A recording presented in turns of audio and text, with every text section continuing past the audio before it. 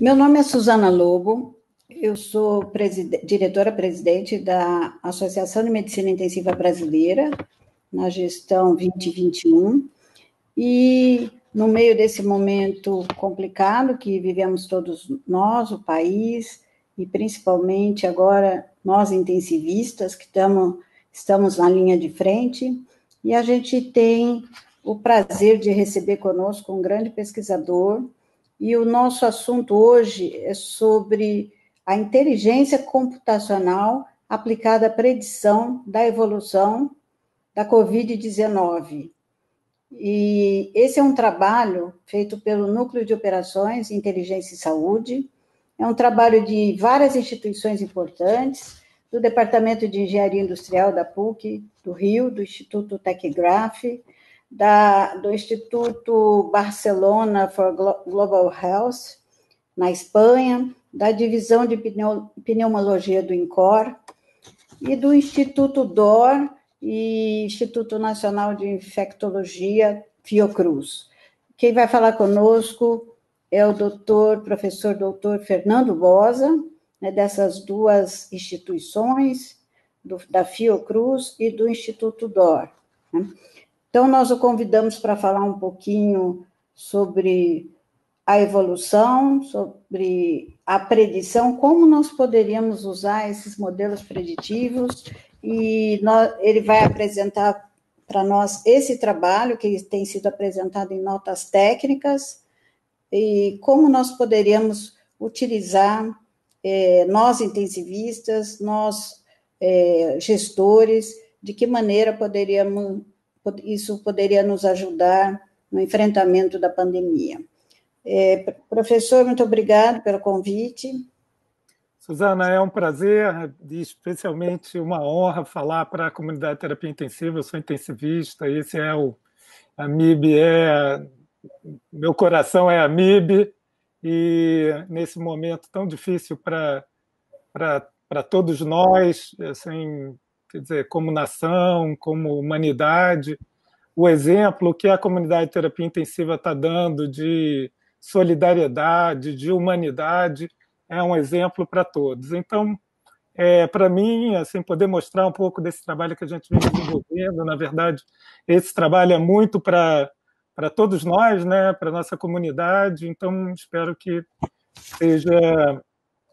seja útil para você que vai nos assistir, está nos assistindo, e use um pouquinho dessas informações para entender melhor o que está acontecendo. Então, como a Suzana ressaltou bem, essa é uma iniciativa multi-institucional, a gente já vem trabalhando há alguns anos com análise de dados aplicada à medicina intensiva, então, qualidade em terapia intensiva, modelos mais recentes de aprendizado de máquina aplicada à saúde, e agora, frente à questão da pandemia de Covid, a gente mobilizou todas as nossas equipes de forma a ter o grupo todo pensando soluções, pensando como a gente pode ter melhores informações para esse enfrentamento. Então,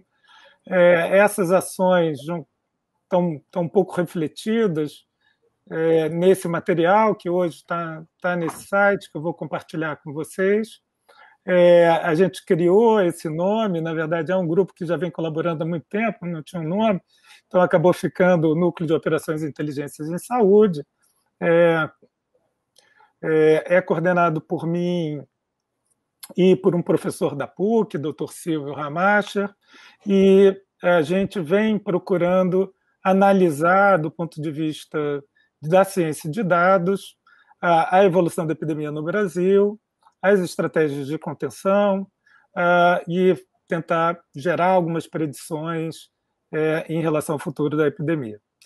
Na verdade, existem vários modelos preditivos que estão sendo utilizados. A gente procurou fazer modelos que são modelos preditivos probabilísticos, baseados em uma cesta de países, e essas análises, tanto da evolução da epidemia, quanto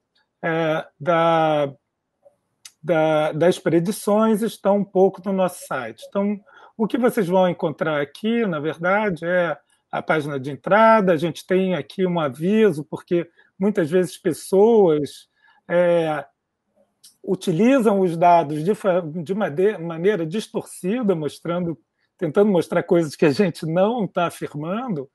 Na verdade, é o contrário. Isso, por exemplo, é um aviso aqui logo na página inicial quanto a isso. Então, se na página de publicações, eu vou passar com vocês rapidamente nessas páginas, vocês vão encontrar 5 notas técnicas. A primeira nota técnica, ela data de 16 de março, que é a primeira nota técnica sobre projeções no Brasil até 26 de março. Então, a gente já completou, digamos, as nossas predições. Depois, a gente fez uma predição de leitos para o Rio de Janeiro, depois, análise das medidas de contenção, projeção dos casos até 30 de março. Depois, a gente fez um dimensionamento por demanda de autoridades sanitárias para o Sudeste de Minas, e agora, ontem, a gente soltou uma nota técnica revendo a evolução da epidemia no Brasil. Então, além disso, essas notas técnicas estão aqui. Além disso, a gente criou uma parte interativa, que é o que eu vou mostrar para vocês, relativo à evolução da epidemia no Brasil, em diferentes países. E vou mostrar um pouco como usar. Eu sei que você é intensivista nesse momento, talvez tenha interesse em ver, em pensar um pouquinho sobre o que vai acontecer. Então, vou passar aqui algumas funcionalidades dessa área, que é essa área interativa. Então, no lado da esquerda, vocês vão ver essa coluna. Nessa coluna tem evolução dos casos de Covid. Selecione os países que você queira ver. Então, aqui tem uma longa lista de países e que você pode adicionar. Por exemplo, aqui, nesse momento, está mostrado o gráfico da evolução do Brasil a partir do momento em que o Brasil completou 50 casos. Então, todas essas demonstrações são a partir de 50 casos. Então, a gente procurou considerar o D0 quando o país teve 50 casos, e a partir daí acompanhar a evolução da epidemia. Abaixo, na coluna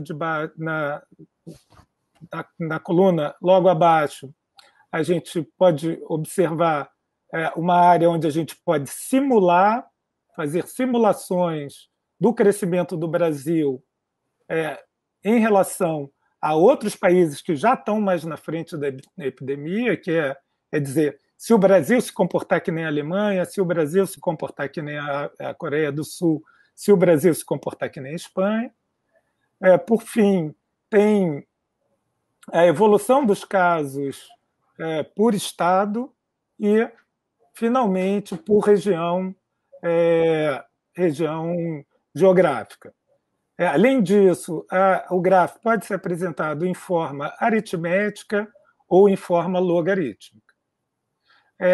Em relação aos gráficos, vocês podem ver que os gráficos podem ser um gráfico de casos cumulativos, pode ser uma tabela com os valores,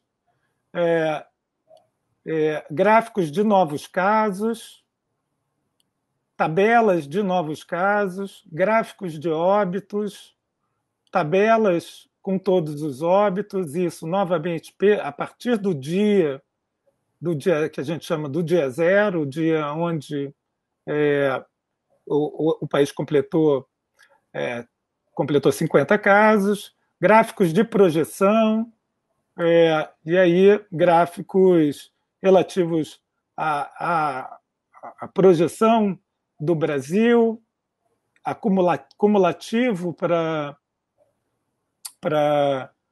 pelos estados, gráficos relativos aos diferentes estados e novos casos em relação aos diferentes estados. Então, essas são as funcionalidades principais. Eu agora vou mostrar um pouco da história da epidemia, passando rapidamente para vocês entenderem essas funcionalidades. Então, vamos começar pela China. Esse é o gráfico da China. Então, vocês podem ver a partir do dia 0, 50 casos, a evolução dos casos. Aqui embaixo vocês vão ver o número de casos cumulativos, o dia após D0. Então, por exemplo, a China, com 21 dias, tinha 44 mil casos, até chegar a um platô, e hoje ela está, do ponto de vista do número total de casos, em torno de 80 mil casos, isso na última semana. Então, logo depois da China, tivemos uma série de países próximos, chegando aos 50 casos. A Coreia do Sul foi um exemplo, as Filipinas, o próprio Japão, Irã, foram exemplos, Malásia, de países da Ásia, Tailândia, que logo depois tiveram uma série de casos. Eu vou tirar agora a China para a gente ver em mais detalhes esses países. Então, estou retirando a China. Aqui, se você passar o cursor por cima, você vai ver essa aqui em vermelho mais escuro é o Irã, aqui a Coreia do Sul, aqui o Japão, isso pelos dias. Então, a Coreia do Sul e Japão, aqui o Irã. Então, você tem nesse dia que você está botando o cursor uma visão do número de casos, quais são os países que já têm, digamos, 40 dias, ou aqui estou em cima de 36 dias de evolução, desde do D0, aqui o Irã, a Coreia do Sul e o Japão. O Irã com 44 mil casos, a Coreia do Sul com 9.300 e o Japão com 1.100.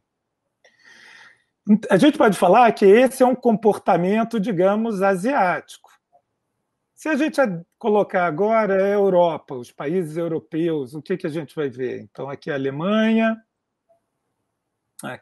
agora a Espanha, a França e a Itália, por exemplo.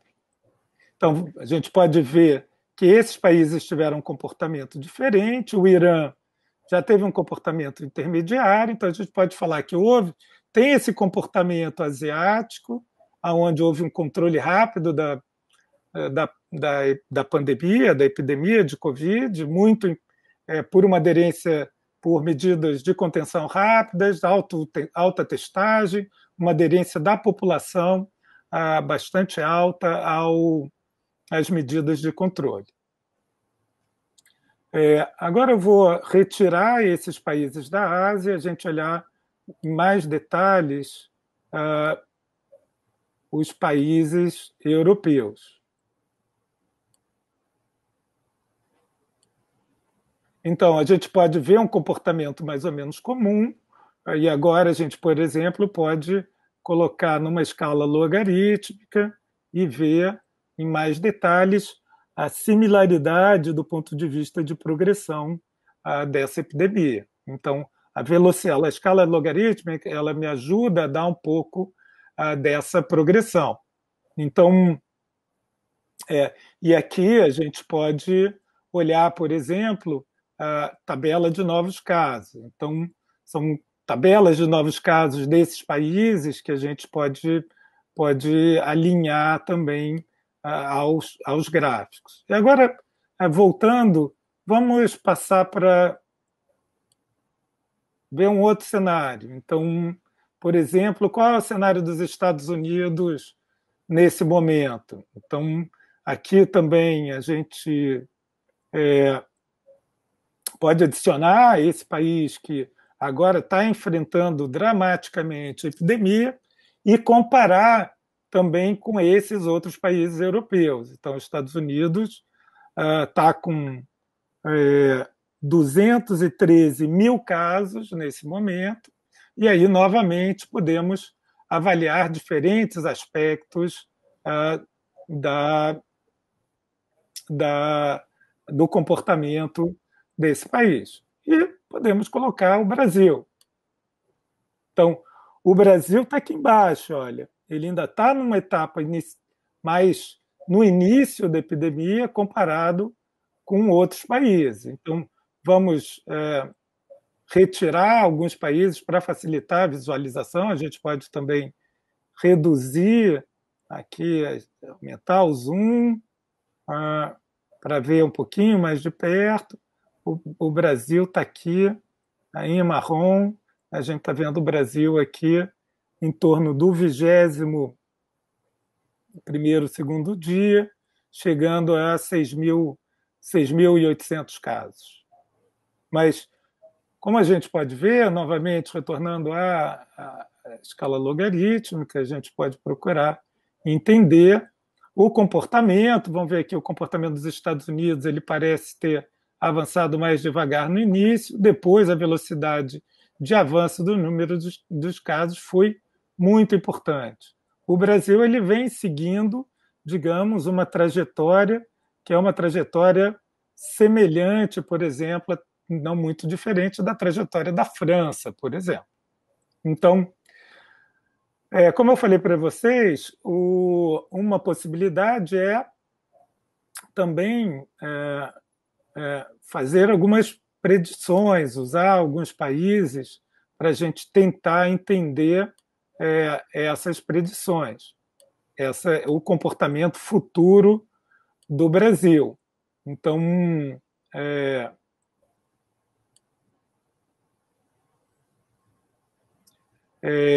então, nesse caso, aqui eu vou procurar simular a projeção de novos casos e eu posso escolher que país a gente pode usar para essa projeção. Então, por exemplo, se o Brasil seguir uma trajetória da Itália, por exemplo, a gente pode estimar, hoje, como eu falei para os senhores, para vocês, a gente está em torno, no Brasil, 21º, 22º dia. Então, no dia 30, se a gente seguir os passos da Itália, por exemplo, a gente vai estar, desculpe, no dia 35, por exemplo, ou no dia 38, a gente vai estar em torno de 34 mil casos de Covid acompanhando a trajetória da Itália. É lógico, se a gente acompanhar uma trajetória semelhante à da Coreia do Sul, você vê que a Coreia do Sul teve uma trajetória inicial semelhante à da Itália, mas depois aqui a nossa projeção, se fosse acompanhar, seria muito menos casos, 8 mil casos. Então a gente já não, digamos, a gente sabe que a gente não vai mais acompanhar essa trajetória. Mas, por outro lado, a gente pode acompanhar uma trajetória semelhante à dos Estados Unidos. Então, uma trajetória semelhante aos Estados Unidos significa que a gente pode chegar a ter 300 mil casos em 36 dias, por exemplo, quer dizer, daqui a 2 semanas. A gente também não acredita que a gente vai acompanhar a trajetória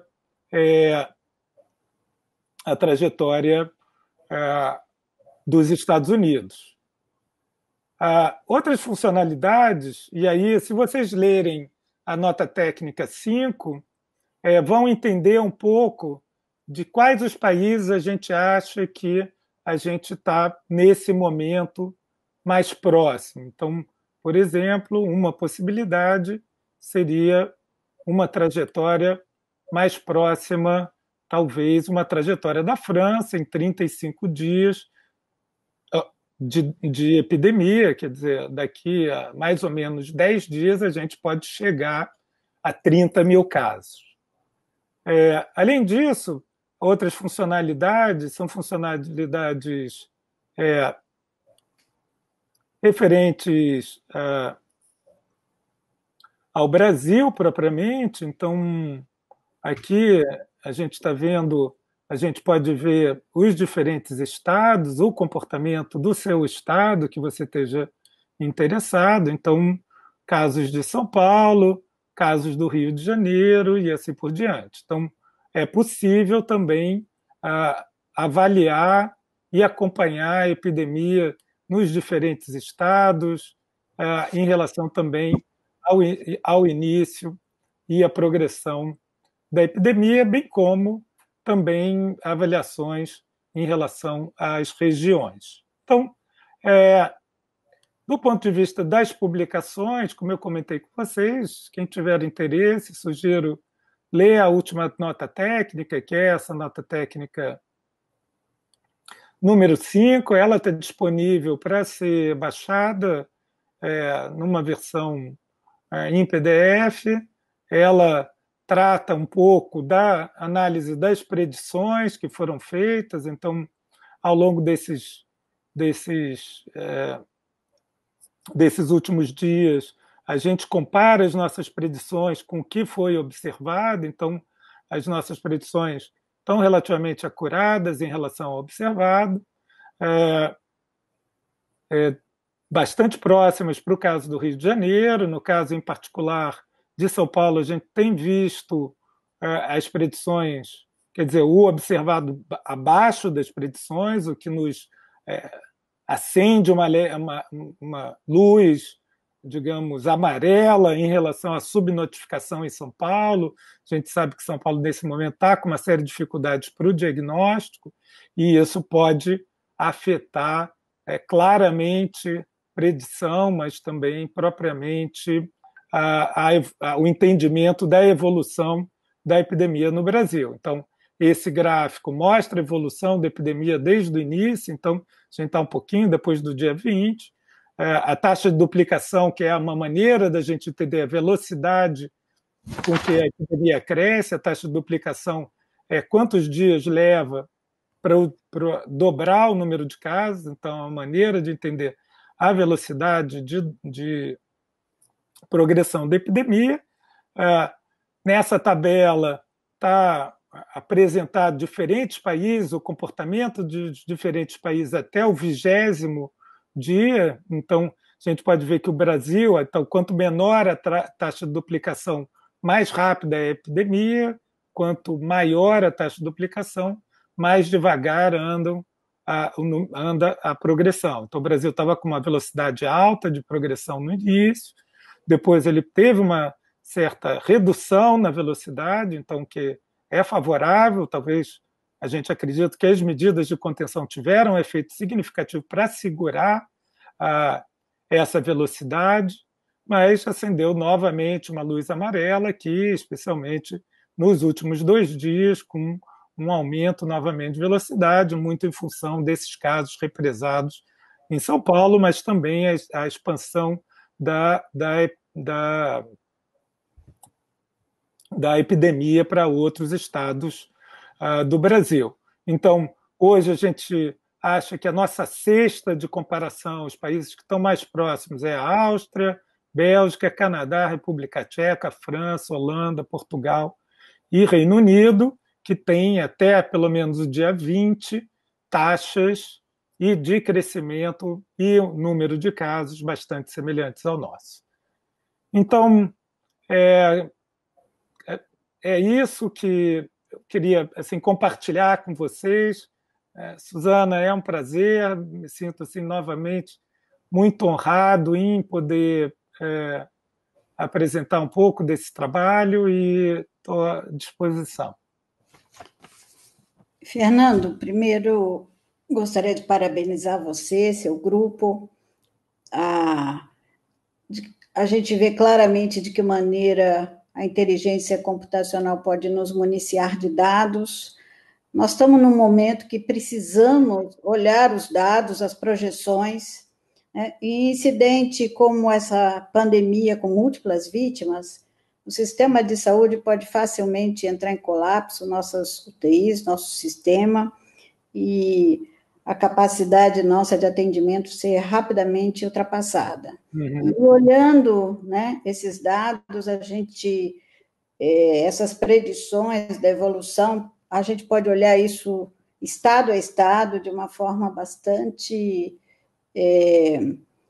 prática, né, disponível, e isso a gente agradece a gentileza de vocês na apresentação e até principalmente na disponibilização dessa ferramenta para os intensivistas brasileiros. Uhum. Eu tenho certeza que a gente vai estar olhando isso aí, né, sempre olhando para frente o nosso estado, nossa região, e podendo se preparar melhor, né, com os nossos planos de contingência. A gente tem que andar na frente. O vírus corre muito quando a gente acha que está na Uhum. frente, a gente está atrasado. É. Então, os hospitais têm que se preparar, os intensivistas têm que se preparar, e a gente agradece muito a disponibilização dessa ferramenta aí que para a AMIB e para os intensivistas brasileiros, acreditamos que será de grande auxílio, e continuem nos mostrando essas notas técnicas que, com certeza, a gente sabe que é uma luz para a gente, tá? Isso, dessa maneira como foi mostrado, e no site AMIB, vai ser uma luz aí para uma luzinha para ajudar os intensivistas nessa difícil tarefa que a gente tem pela frente. Com certeza, Suzana. E assim, novamente, para mim é uma pequena contribuição, mas nesse momento eu só consigo pensar assim nos meus colegas do mundo inteiro, nos nossos colegas brasileiros e, né, nas famílias que também estão sofrendo junto. Então, eu acho que a gente tem que estar muito atento. Eu acho que, assim, para as mensagens que eu deixo, é essa mensagem de humanidade e solidariedade da comunidade de terapia intensiva. A segunda é que a gente acredita que as medidas de contenção funcionam e precisam ser apoiadas, e a MIB e você, como nossa presidente, teve uma posição importante nessa nota recente, mostrando que é importante estar atento às evidências e aderir ao que está sendo feito. Então, e que o tamanho da epidemia não dá para estimar ainda, mesmo a gente que está olhando os números diariamente, a gente ainda não sabe como isso vai terminar, para onde vai parar. Então, essas medidas são fundamentais. Além disso, a gente entende que é importante os dados estarem disponíveis, serem compartilhados, as pessoas olharem os dados, é assim que a gente vai poder enfrentar. Compartilhar informações é uma das estratégias, seja com informações epidemiológicas, clínicas, protocolos, dúvidas. Então, acho que a MIB tem tido um papel fundamental nisso, nesse compartilhamento, e ser um ponto comum de encontro do intensivista nesse momento. E, por fim, deixar meu abraço aqui para todos que estão aí no dia a dia. Obrigado, Suzy. E para terminar, eu também queria mandar um abraço para todos os intensivistas brasileiros, e a gente vai estar junto o tempo todo, conte conosco no que for preciso. Mas eu queria também dar mandar uma mensagem para a população brasileira. Não menosprezem essa doença. Não há jovem, não tem mais, a epidemiologia está mudando. Não pense que porque você é jovem, você é forte, você é atleta, ou você está imune. Ninguém está imune. Nós todos estamos no mesmo barco.